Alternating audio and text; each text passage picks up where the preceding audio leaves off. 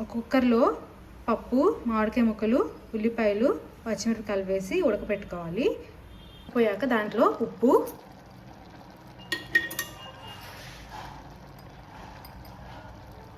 పసుపు,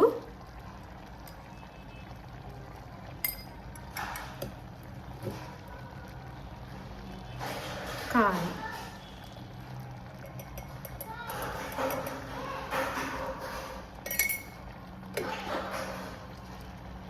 వేసి కలుపుకోవాలి.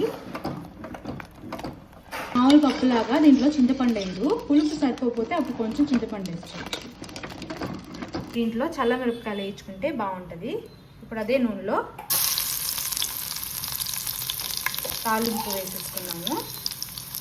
దానికి గార్లిక్, ఆవాలు, మినపప్పు, జీలకర్ర,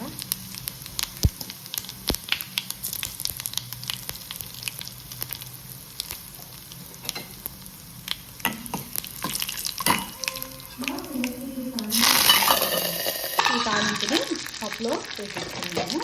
ఉడకాయ పప్పు తాలింపులోకి ఇంకో అవసరం లేదు. ఇప్పుడు దీంట్లోకి ట్రాన్స్ఫర్ చేసేసుకున్నాము.